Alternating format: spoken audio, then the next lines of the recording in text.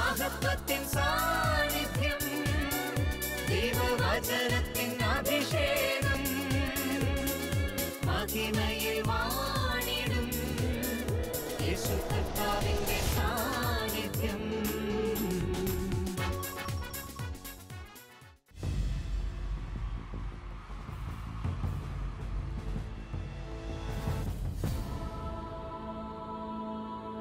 നിൻ വചനം ധ്യാനിക്കുമ്പോൾ ഹല്ലേലൂയ. കർത്താവിൽ പ്രിയപ്പെട്ടവരെ, മഹത്വത്തിൻ സാന്നിധ്യം ഈ ശുശ്രൂഷയിലേക്ക് കടന്നു വന്നിരിക്കുന്ന എല്ലാവർക്കും നമ്മുടെ കർത്താവായ യേശു ക്രിസ്തുവിൻ്റെ കൃപയും സമാധാനവും ആശംസിക്കുന്നു.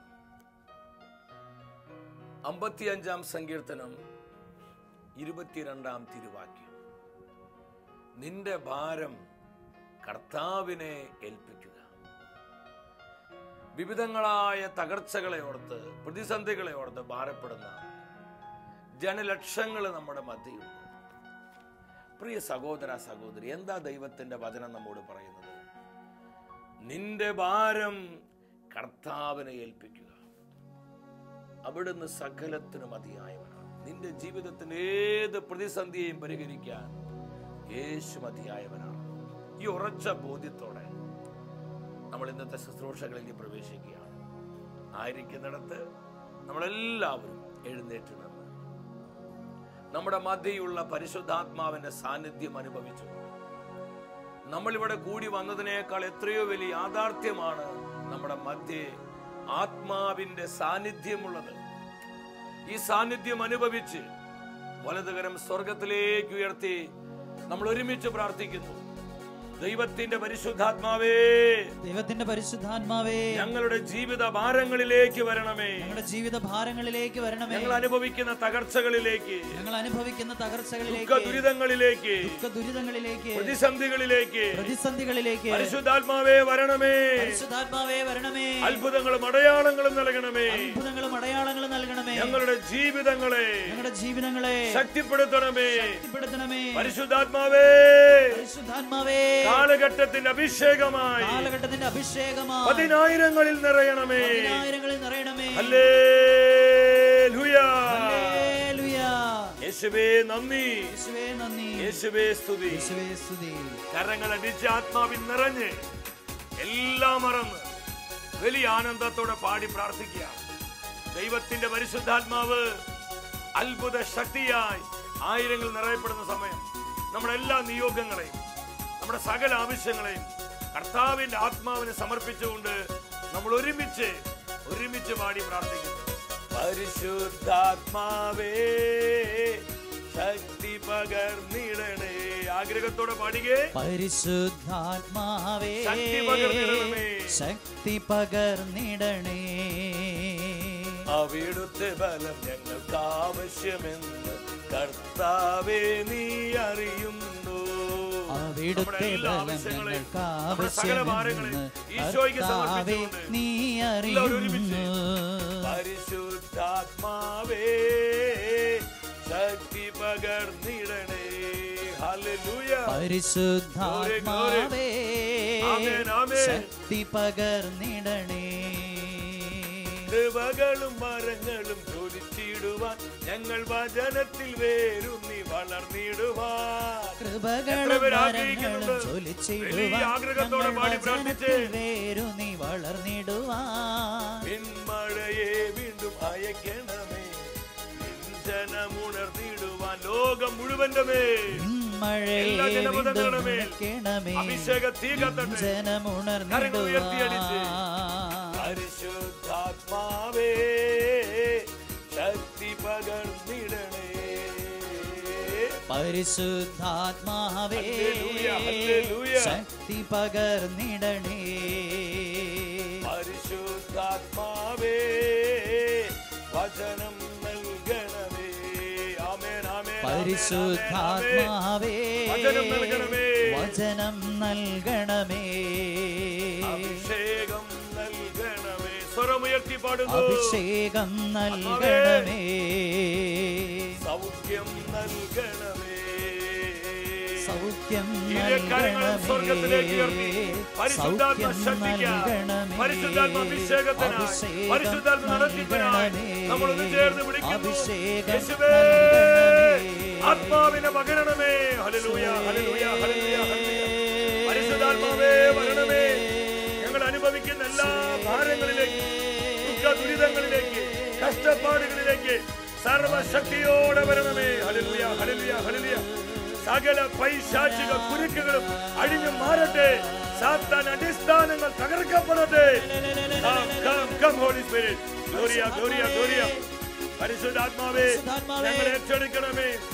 പ്രാർത്ഥനയുടെ ആത്മാവായി, ഉപവാസത്തിന്റെ ആത്മാവായി പതിനായിരങ്ങളിൽ കത്തി പടരണമേ. Spirit move, move. ആയിരങ്ങളിൽ പതിനായിരങ്ങളിൽ നിറയട്ടെ. ഗ്ലോറിയ, ഗ്ലോറിയ, ഗ്ലോറിയ.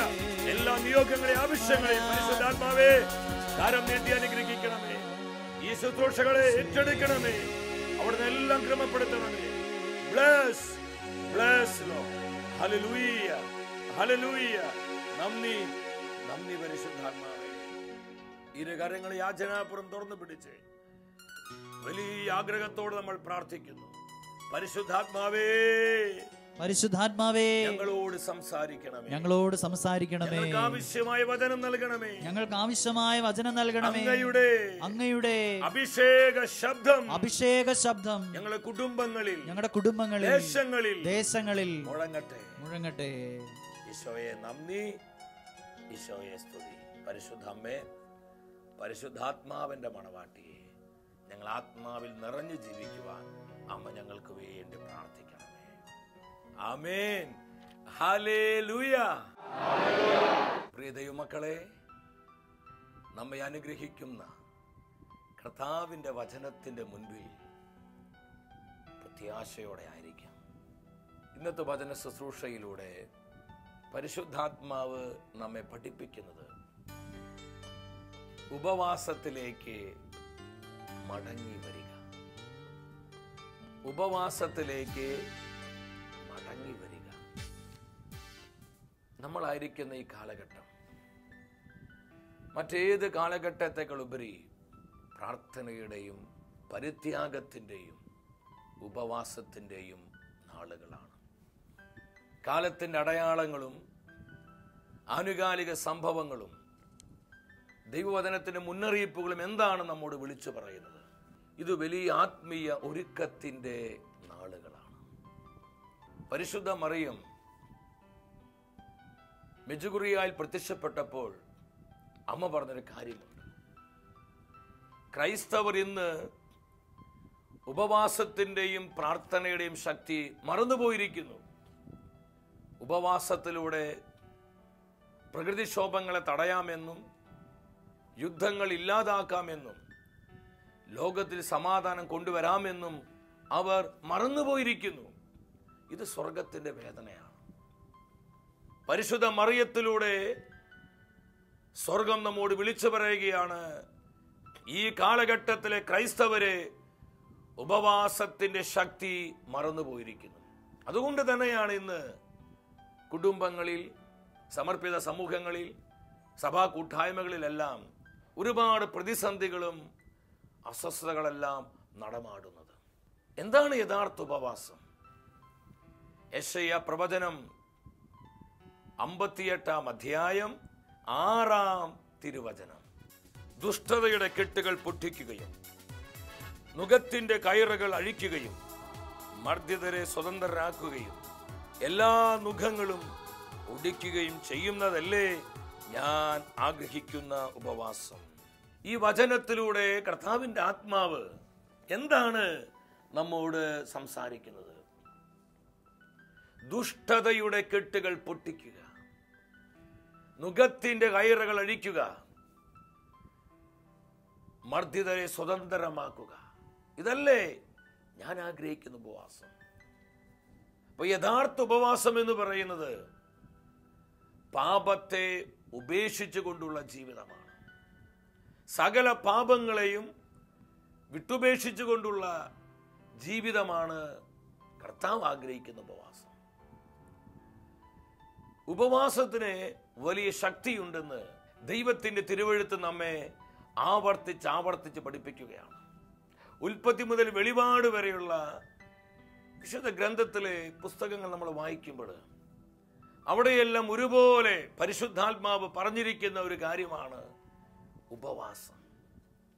ജോയേൽ പ്രവചനം 2-ാം അധ്യായം 15-ാം തിരുവാക്യം. ഈ വചനത്തിലൂടെ 3 കാര്യങ്ങളാണ് ദൈവത്തിന്റെ ആത്മാവ് സഭയോട് പറയുന്നത്. സിയോനിൽ കാഹളം മുഴക്കുവിൻ, ഉപവാസം പ്രഖ്യാപിക്കുവിൻ, മഹാസഭ വിളിച്ചുകൂട്ടുവിൻ. ഈ കാലഘട്ടത്തിൽ ഈ തിരുവചനത്തിന് വലിയ പ്രസക്തിയുണ്ട്. സിയോനിൽ കാഹളം മുഴക്കുവിൻ. കർത്താവിന്റെ മഹത്വപൂർണമായ ശബ്ദം സഭയിൽ മുഴങ്ങേണ്ട കാലമാണിത്. പ്രവചന വാക്കുകൾ, പ്രവചന ദൂതുകൾ സഭയിൽ മുഴങ്ങിയില്ലെങ്കിൽ സഭ പയ്യെ പയ്യെ പയ്യെ അന്ധകാരത്തിലേക്ക് പോകും. ഇരുളിൽ പ്രകാശിക്കുന്ന ദീപം പോലെയാണ് പ്രവാചക വചനം. രണ്ടാമത് പരിശുദ്ധാത്മ പറയുകയാണ്, ഉപവാസം പ്രഖ്യാപിക്കുക. ദൈവജനം മറ്റേത് കാലഘട്ടത്തെക്കുപരി പ്രാർത്ഥനയുടെ ഉപവാസത്തിന്റെ ആത്മാവിൽ നയിക്കപ്പെടേണ്ട ഒരു സമയത്തിലാണ് നമ്മൾ. നമ്മുടെ പ്രാർത്ഥനയിലൂടെയും പരിത്യാഗത്തിലൂടെയും നമ്മുടെ ഉപവാസങ്ങളിലൂടെയും സഭയെ ശക്തിപ്പെടുത്തേണ്ട ഒരു കാലത്തിലാണ് നമ്മൾ ജീവിക്കുന്നത്. ഉപവാസം പ്രഖ്യാപിക്കുവിൻ. മൂന്നാമത് മഹാസഭ വിളിച്ചുകൂട്ടുവിൻ. സഭാമക്കള് പ്രാർത്ഥനയിലേക്ക് തിരിയണം. സഭയുടെ ശുശ്രൂഷകളിൽ, സഭയുടെ പ്രവർത്തനങ്ങളിൽ പരിശുദ്ധാത്മാവിന്റെ അഭിഷേകം കാട്ടുതീ പോലെ കത്തിപ്പടരണമെങ്കിൽ സഭാമക്കൾ ഒന്നിച്ചുകൂടി കർത്താവിന്റെ ആലോചനയ്ക്ക് വേണ്ടി ഉപവസിച്ചു പ്രാർത്ഥിക്കട്ടെ എന്ന് ജോയേൽ പ്രവചനത്തിലൂടെ ദൈവത്തിന്റെ ആത്മാവ് സഭാമക്കളെ പഠിപ്പിക്കുകയാണ്. സാമുവേൽ പ്രവാചകൻ 1-ാം പുസ്തകം 7-ാം അധ്യായം 7-ാം തിരുവാക്യം. പ്രവാചകനായ സാമുവേലിന്റെ നേതൃത്വത്തിൽ ഇസ്രായേൽ ജനം മിസ്പായിൽ ഒരുമിച്ച് കൂടുകയാണ്. മിസ്പായിൽ ഒരുമിച്ചുകൂടി ജനം അന്ന് മുഴുവൻ ഉപവസിച്ച് കർത്താവിന്റെ സന്നിധിയിൽ നിലവിളിച്ചു പ്രാർത്ഥിക്കുകയാണ്. തങ്ങളുടെ പാപങ്ങളെ ഓർത്ത് അനുതപിച്ചവർ നിലവിളിക്കും. അവർ തങ്ങളെ തന്നെ കർത്താവിനെ സമർപ്പിക്കും. അവർ സ്വീകരിച്ച ദുരാചാരങ്ങളിൽ നിന്ന്, ജനതകളുടെ മ്ലേച്ഛതകളെ വിട്ടുപേക്ഷിച്ച് അവർ കർത്താവിലേക്ക് തിരിയുകയാണ്. ഈ സമയം ഫിലിസ്ത്യരുടെ കരങ്ങളിൽ നിന്ന് കർത്താവ് തൻ്റെ ജനത്തെ അത്ഭുതകരമായി രക്ഷിക്കുകയാണ്. ഉപവാസത്തിന് ശക്തിയാണ്. നമ്മൾ ഏത് തരത്തിലാണ് ഉപവസിക്കേണ്ടത്? പല വിധത്തിലുള്ള ഉപവാസങ്ങളെ കുറിച്ച് ദൈവത്തിന് തിരുവെഴുത്ത് നമ്മെ പഠിപ്പിക്കുന്നുണ്ട്.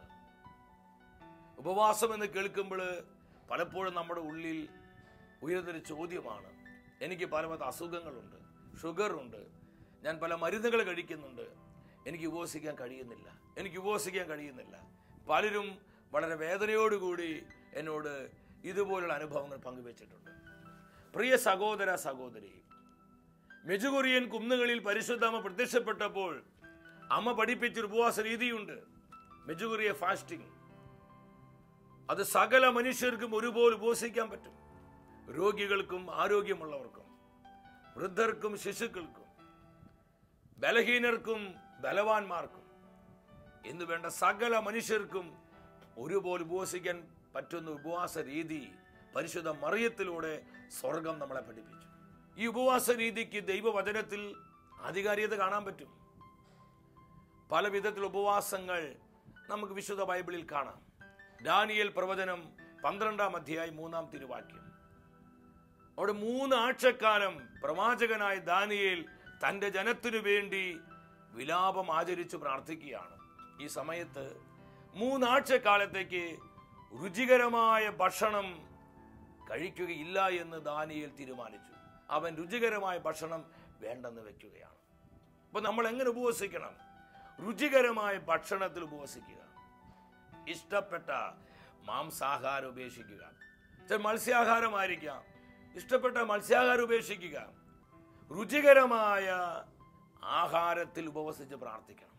എനിക്ക് ഇഷ്ടപ്പെട്ട ഭക്ഷണപദാർത്ഥങ്ങൾ, ഈശോയോടുള്ള സ്നേഹത്തെ പ്രതി, സഭയുടെ നന്മയ്ക്ക് വേണ്ടി ഞാനത് ഉപേക്ഷിക്കുകയാണ്. അപ്പോൾ പ്രിയപ്പെട്ട ആഹാര പദാർത്ഥങ്ങളിൽ ഉപവസിക്കുക. നമ്മൾ അത് വലിയൊരു ഫാസ്റ്റിംഗ് ആണ്. മധുരത്തിൽ ഉപവസിക്കുക, ചായയിൽ ഉപവസിക്കുക, അല്ലെങ്കിൽ കാപ്പിയിൽ ഉപവസിക്കുക, ഇഷ്ടപ്പെട്ട മധുര പലഹാരങ്ങളിലൊക്കെ നമ്മൾ ഫാസ്റ്റ് ചെയ്യുക. മറ്റൊരു ഉപവാസ രീതിയാണ് ലോക സുഖങ്ങളിൽ നമ്മൾ ഉപവസിക്കുക. ലോകം തരുന്ന സന്തോഷങ്ങൾ, ഇപ്പൊ സിനിമയിൽ ഉപവസിക്കുക, സീരിയലുകളിൽ ഉപവസിക്കുക, മറ്റ് ലൗകികമായ പല എന്റർടൈൻമെന്റുകളിൽ ഈശോയെ പ്രതി ഉപവസിക്കുക. അത് ഭയങ്കരമായ പവറാണ് നമുക്ക് പ്രദാനം ചെയ്യുന്നത്. അതുപോലെ തന്നെ മറ്റൊരു ഉപവാസ രീതിയാണ് മറിയത്തിലൂടെ സ്വർഗം പഠിപ്പിച്ചതാണത്. മുൻകോപത്തിൽ ഉപവസിക്കുക. ഏത് ഷുഗർ രോഗികൾക്ക് ഉപവസിക്കാം. എന്തുമാത്രം മരുന്നുകൾ കഴിക്കുന്ന വ്യക്തിയാണെങ്കിലും മുൻകോപത്തിൽ ഉപവസിക്കാൻ ഒരു തടസ്സവുമില്ല. അഹങ്കാരത്തിൽ ഉപവസിക്കുക, പരദൂഷണത്തിൽ ഉപവസിക്കുക, ഏഷണി വാക്കുകളിൽ ഉപവസിക്കുക, കുറ്റപ്പെടുത്തുന്ന വാക്കുകളിൽ ഉപവസിക്കുക. ഇങ്ങനെ എത്രയെത്ര ഉപവാസ രീതികളുണ്ട്. യെശയ്യാ പ്രവചനത്തിൽ നമ്മളതാ കണ്ടത്. ദുഷ്ടതയുടെ കെട്ടുകൾ പൊട്ടിക്കുക, പാപസുഖങ്ങളിലെ പാപാസക്തികളിലെ ദൈവജനം ഉപവസിക്കാൻ തുടങ്ങുമ്പോൾ അതിശയകരമായ ദൈവശക്തിയാൽ നമ്മളെല്ലാം നിറയപ്പെടുകയാണ്. ഇതിലൂടെ പരിശുദ്ധാത്മാവ് ലോകത്തിലും സഭയിലും കുടുംബങ്ങളിലും അത്ഭുതങ്ങൾ പ്രവർത്തിക്കുകയാണ്. നമുക്ക് തിരുവചനത്തിലോട്ട് വരാം. നമ്മൾ ഉപവസിച്ച് പ്രാർത്ഥിക്കുമ്പോൾ എന്താണ് പരിശുദ്ധാത്മാവ് ചെയ്യുന്നത്? ഒന്നാമതായി നമ്മിലുള്ള ആത്മശക്തി വർദ്ധിക്കുകയാണ്. അത് വളരെ പ്രധാനപ്പെട്ട കാര്യമാണ്. Spiritual power. നമുക്കിന്ന് വേണ്ട വിധം പരിശുദ്ധാത്മാവിന്റെ ശക്തി ഇല്ലാത്തതിന്റെ കാരണം പ്രാർത്ഥനയുടെയും ഉപവാസത്തിന്റെയും അഭാവമാണ്. എൻ്റെ സഹോദര സഹോദരി, പരിശുദ്ധാത്മ ശക്തിയിൽ നിറയപ്പെടണോ? ആത്മശക്തിയിൽ നിരന്തരം ജീവിക്കണോ? കർത്താവിന്റെ അരൂപി നമ്മോട് പറയുകയാണ്, ഉപവാസത്തിൽ നമ്മൾ ആഴപ്പെടണം. ലൂക്കായുടെ സുവിശേഷം 4-ാം അധ്യായം 1-ാം തിരുവാക്യം. ആത്മാവ് യേശുവിനെ മരുഭൂമിയിലേക്ക് നയിച്ചു. അവിടെ 40 ദിനരാത്രങ്ങൾ അവൻ ഉപവസിച്ചു. മരുഭൂമിയിൽ പിശാചിനാൽ പരീക്ഷിക്കപ്പെട്ട് 40 ദിനരാത്രങ്ങൾ നമ്മുടെ കർത്താവ് ഉപവാസത്തിലായിരുന്നു. ഈ ഉപവാസത്തിന് ശേഷം എന്താ സംഭവിച്ചത്? ലൂക്കായുടെ സുവിശേഷം 4-ാം അധ്യായം 14-ാം തിരുവാക്യം.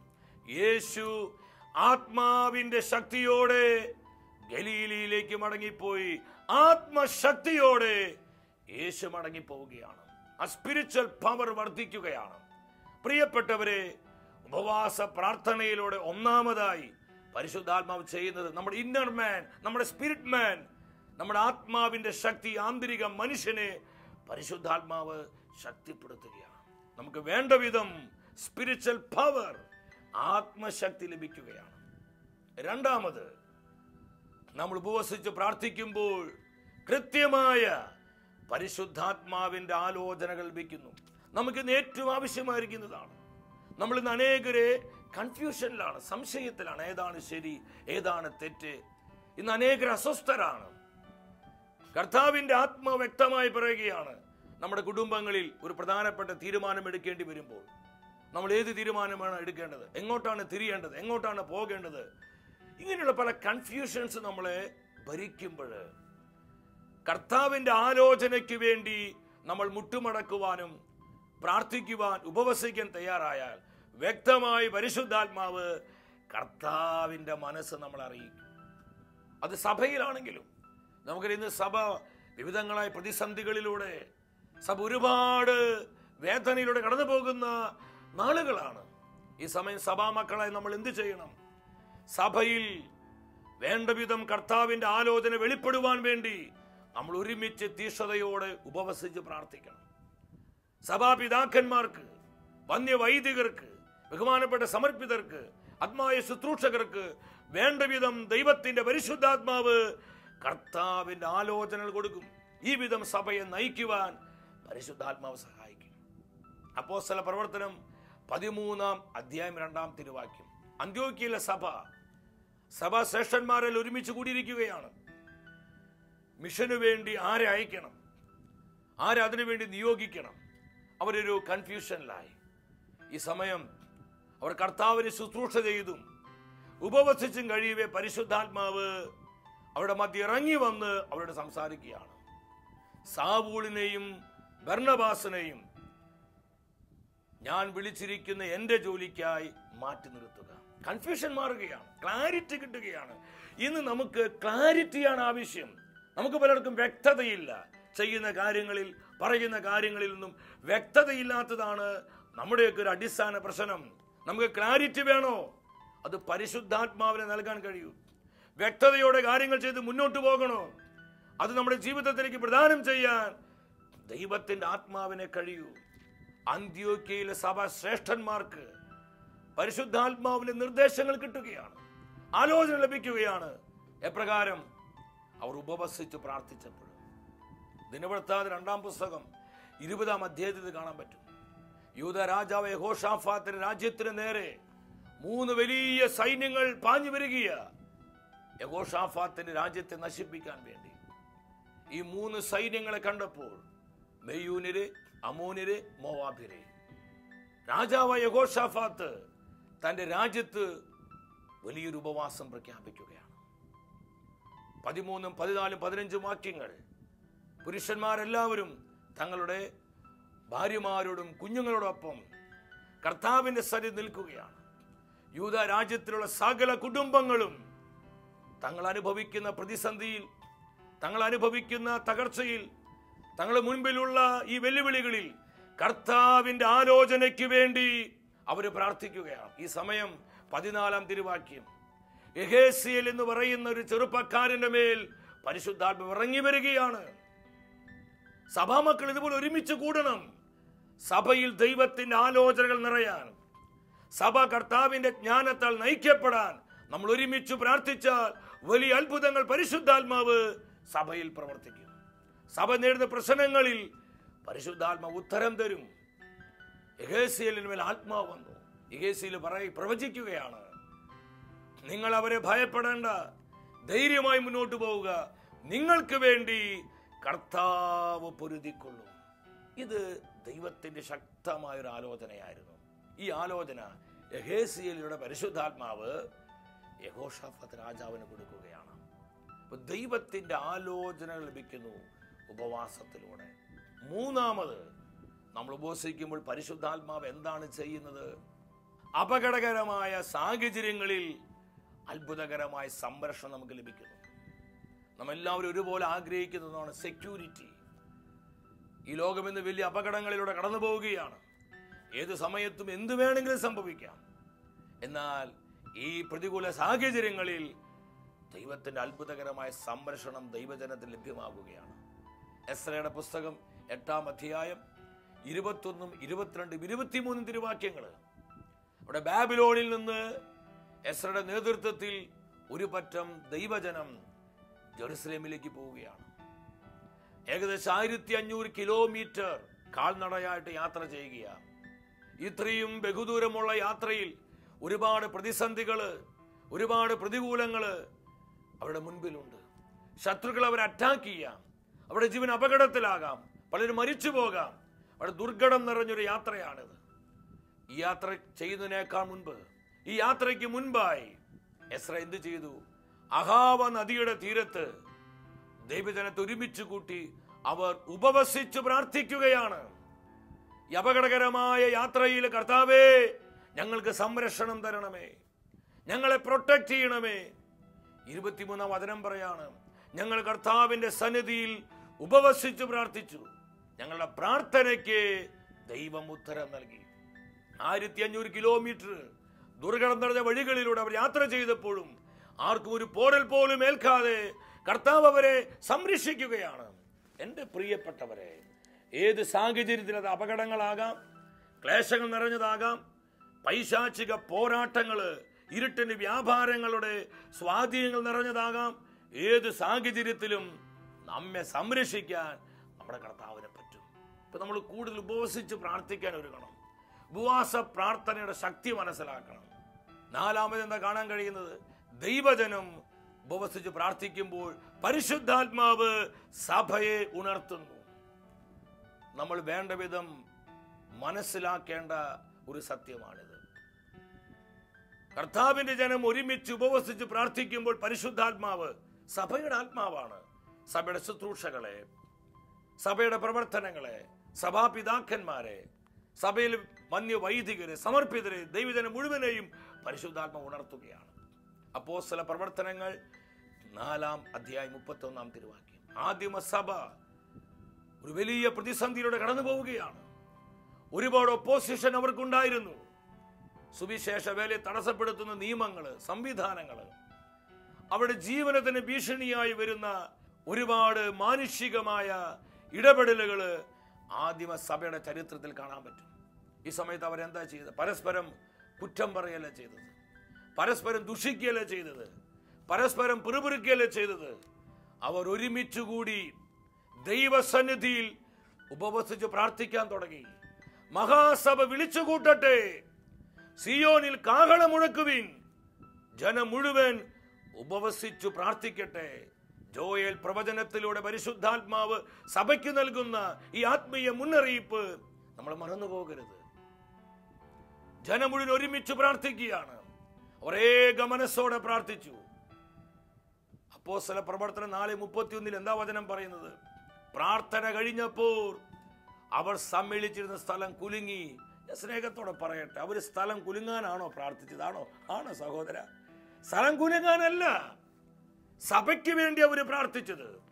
സ്ഥലം കുലുങ്ങി എന്ന് പറഞ്ഞാൽ എന്താ അർത്ഥം? അവർ സമ്മേളിച്ചിരുന്ന ആ സമൂഹത്തിലേക്ക് ദൈവശക്തി ഇറങ്ങി വന്നു. പരിശുദ്ധാത്മാവിന്റെ പവർ റിലീസ് ചെയ്യപ്പെടുകയാണ്. ഇതല്ലേ ഇന്ന് സഭയ്ക്ക് ആവശ്യം? ഇതല്ലേ നമ്മുടെ സമർപ്പിത സമൂഹങ്ങൾക്ക് ആവശ്യം? ഈ ദൈവശക്തിയല്ലേ നമ്മുടെ കുടുംബങ്ങൾക്ക് ആവശ്യം? അവർ ദൈവശക്തിയിൽ പൂരിതരായി. രണ്ടാമത് അവിടെ വചനം സാക്ഷ്യപ്പെടുത്തുകയാണ്, അവരെല്ലാവരും പരിശുദ്ധാത്മാവിൽ നിറഞ്ഞു. പരിശുദ്ധാത്മാവിൽ നിറഞ്ഞു. അവരുടെ ഭയം മാറി, അവരുടെ കൺഫ്യൂഷൻ മാറി, അവരുടെ നിരാശ മാറി, അവരുടെ മടുപ്പ് മാറി, അവരുടെ തളർച്ച മാറി. അവർക്ക് കൂടുതൽ ചെയ്യേണ്ട കാര്യങ്ങളെ കുറിച്ച് ക്ലാരിറ്റി, വ്യക്തത കിട്ടുകയാണ്. അതിന്റെ റിസൾട്ട് എന്താ?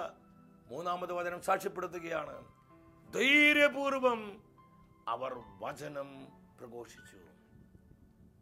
ദൈവജനം ഉപവസിച്ച് പ്രാർത്ഥിക്കുമ്പോൾ പരിശുദ്ധാത്മാവ് സഭയെ ശക്തിപ്പെടുത്തുന്നു. എൻ്റെ സഹോദര സഹോദരി, നമ്മുടെ പ്രാർത്ഥനയും നമ്മുടെ പരിത്യാഗങ്ങളും നമ്മുടെ ഉപവാസവുമെല്ലാം സഭയ്ക്ക് വലിയ ശക്തിയായി മാറണം. സഭ ഇന്ന് ഒരുപാട് അവഹേളിക്കപ്പെടുകയാണ്. സഭ ഇന്ന് ഒരുപാട് കണ്ണുനീരിന്റെ അനുഭവങ്ങളിലാണ്. സഭ ഇന്ന് തെറ്റിദ്ധരിക്കപ്പെടുകയാണ്. സഭയുടെ ശുശ്രൂഷകരെ ഇന്ന് ഒരുപാട് അപമാനിതരാവുകയാണ്. ഇതിന്റെ നടുവിൽ നമ്മൾ ഒരുമിച്ച് കൈവിരിച്ചാൽ, നമ്മൾ കർത്താവിന്റെ മുമ്പിൽ മുട്ടുമടക്കിയാൽ, നമ്മൾ ചങ്കുപൊട്ടി നിലവിളിച്ച് പ്രാർത്ഥിച്ചാൽ പരിശുദ്ധാത്മാവ് അത്ഭുതങ്ങൾ സഭയ്ക്ക് വേണ്ടി ചെയ്യും. നമ്മുടെ പ്രാർത്ഥന സഭയ്ക്ക് വലിയ കോട്ടയാകും. നമ്മുടെ ഉപവാസം സഭയ്ക്ക് വലിയ മറയായിട്ട് മാറും. പ്രിയ സഹോദര സഹോദരി, ഉപവാസ പ്രാർത്ഥനയുടെ പ്രാധാന്യം മനസ്സിലാക്കി കർത്താവ് ഇന്ന് നമുക്ക് നൽകിയ ഈ ആലോചനകൾ നമ്മുടെ ജീവിതത്തിലേക്ക് ഏറ്റെടുത്ത് എൻ്റെ പ്രാർത്ഥനയും എൻ്റെ പരിത്യാഗവും എൻ്റെ ഉപവാസവും എൻ്റെ സഭയ്ക്ക് അത് വലിയ സംരക്ഷണമാക്കി ഞാൻ മാറ്റും എന്ന തീരുമാനത്തോടെ നമുക്ക് കർത്താവിൻ്റെ പരിശുദ്ധാത്മാവിൽ നിറഞ്ഞ് ജീവിക്കാം. വ്യക്തിപരമായ നമ്മുടെ നിയോഗങ്ങളെയും കുടുംബത്തിൻ്റെ സകല ആവശ്യങ്ങളെയും നമ്മെ ഓരോരുത്തരെയും ഈശോ സമൃദ്ധമായി അനുഗ്രഹിക്കട്ടെ. അടുത്ത ആഴ്ചയിൽ ദൈവവചനത്തിൽ നമ്മൾ ധ്യാനിക്കുന്നത് മാനസാന്തരത്തിൻ്റെ ജീവിതം. പ്രാർത്ഥിച്ചൊരുങ്ങി ഈ ശുശ്രൂഷയിലേക്ക് നമുക്ക് എല്ലാവർക്കും കടന്നു വരാം.